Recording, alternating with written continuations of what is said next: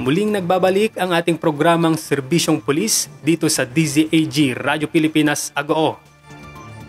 Atin namang alamin kung ano nga ba ang pagkakaiba ng theft sa robbery. Ano ang pagkakaiba ng theft sa robbery? Ang robbery at theft ay parehong pagnanakaw, pero may ilang elements na magkaiba sa dalawang krimen. Ang elements ng theft ay pagkuha ng personal property ng offender. Ang property ay pag-aari ng biktima. Ginawa ang pagkuha ng may intent to gain. Ang pagkuha ng gamit ay ginawa ng walang pahintulot ng biktima. At ginawa ang pagkuha ng walang violence or intimidation against person or force upon things.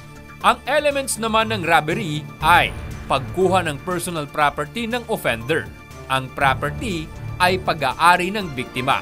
Ginawa ang pagkuha ng may intent to gain. Ang pagkuha ng gamit ay ginawa ng walang pahintulot ng biktima. At ginawa ang pagkuha ng may violence or intimidation against persons or force upon things. Sa madaling sabi, ang kaibahan ng robbery at theft ay pagdating sa huling elemento kung saan ang robbery ay ginawa ng may violence or intimidation against persons or force upon things na kung wala ay theft ang krimen. Atin naman pakinggan at panuurin ang health tips ngayong panahon ng El Nino.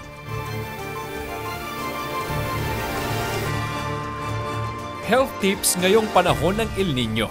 Mag-ipon at magtipid sa tubig ang mga tao para hindi masaid sa supply at tiyaking nakatakip ang imbak na tubig para iwas lamok na sanhi ng dengue.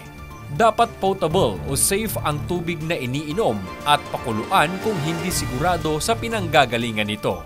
Manatili sa loob ng bahay o pasilidad kapag sobrang init ng panahon.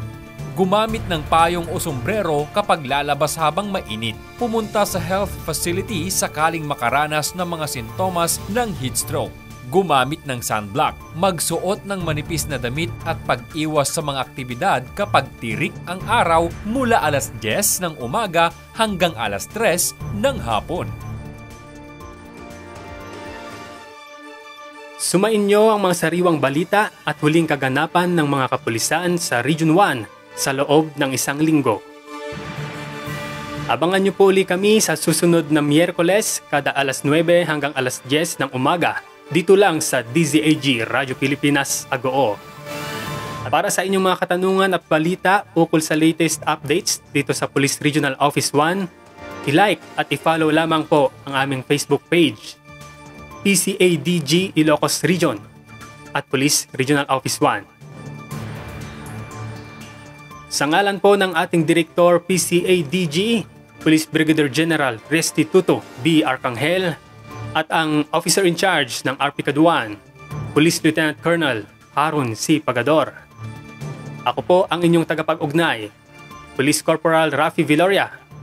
Lagi po nating tandaan, basta sa Pro 1, secured ka. Region 1, your safe homeland. Live mula sa DZAG Radyo Pilipinas Agoo, maghahatid ng balita at serbisyo publiko mula Ilocos Norte, Ilocos Sur, La Union hanggang Pangasinan. Serbisyong Pulis ng RP Caduan. Serbisyong Pulis ng RP Caduan. Sandigan ng mamamayan sa Region 1. Laging maaasahan.